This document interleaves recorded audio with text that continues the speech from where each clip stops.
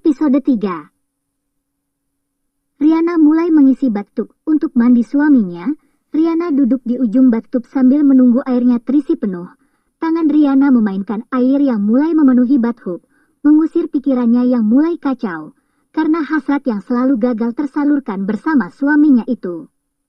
Setelah dirasa cukup, Riana mengecek suhu air dan tak lupa menuangkan bath bomb.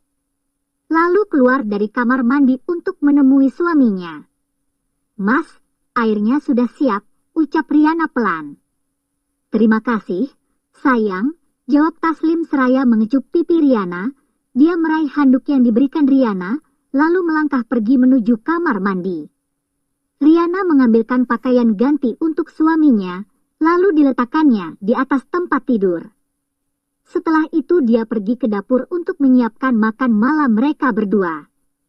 Kini Riana mulai sibuk berkutat dengan peralatan memasaknya. Riana terlihat tidak fokus pada masakannya. Pikiran Riana masih terganggu karena hubungan suami istri yang tidak tuntas. Ditambah kejadian tadi memaksa Riana terhanyut dalam percintaan salahnya beberapa malam yang lalu. Mengapa bisa begini? Erang Riana pelan, merutuki perasaan yang sedang berkecamuk di dalam dirinya. Berkali-kali Riana menghela napas berat, berusaha membuang jauh-jauh pikiran aneh tersebut dari kepalanya, tapi dia tidak bisa lari dari perasaan itu. Dia wanita normal yang membutuhkan nafkah biologis.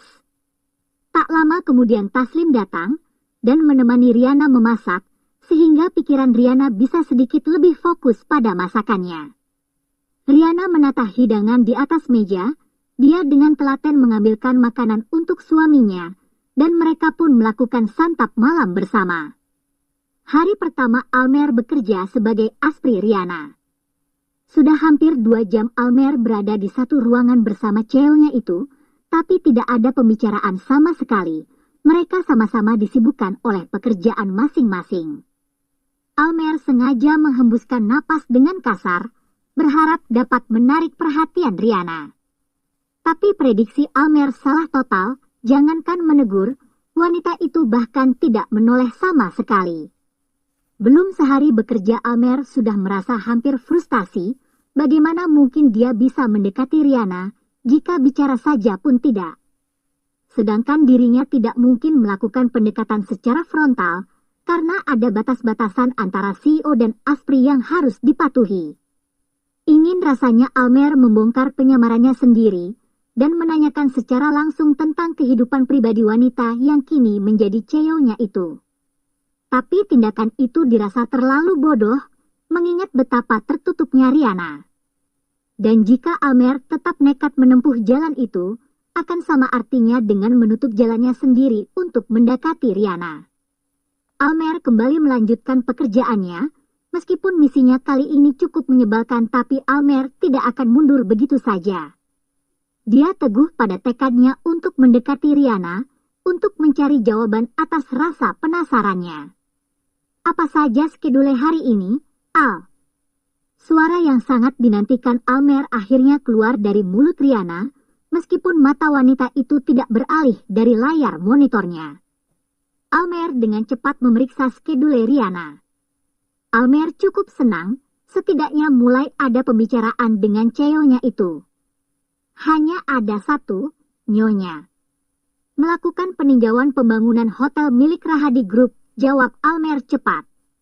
Riana menganggukkan kepala. Dia membuka laci mejanya untuk mengambil kunci mobil. "Kemari, Al," panggil Riana. "Iya, Nyonya." Secepat kilat Almer beranjak dari kursi kerjanya, dan kini dia sudah berdiri di samping meja Riana. "Siapkan mobil, kita berangkat sekarang," perintah Riana sambil mengulurkan kunci mobilnya kepada Almer. "Mobilnya ada di mana, Nyonya?" tanya Almer yang langsung mendapat tatapan tak suka dari Riana. "Tentu saja di parkiran, Al."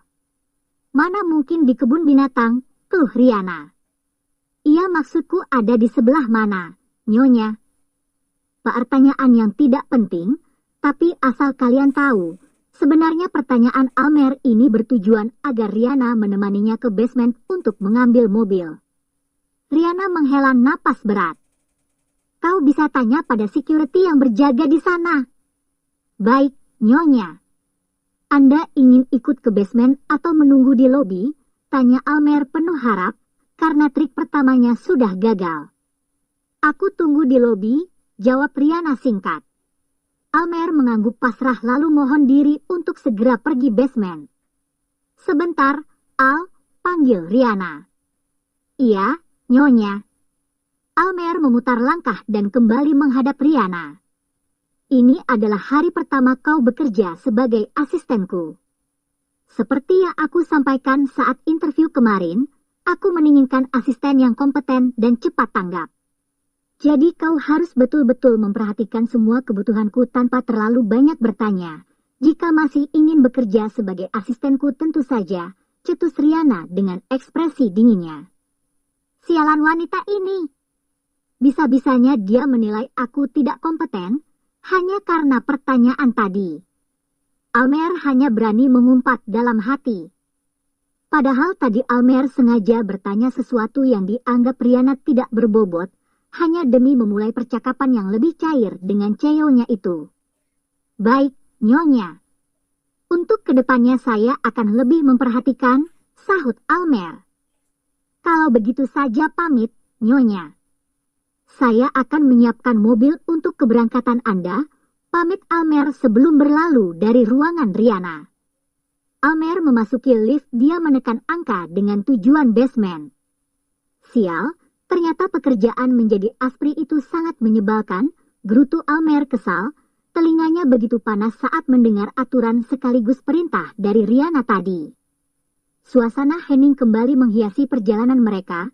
Almer berusaha mencuri-curi pandang ke arah Riana yang duduk di kursi belakang, melalui kaca yang ada di atas kepalanya.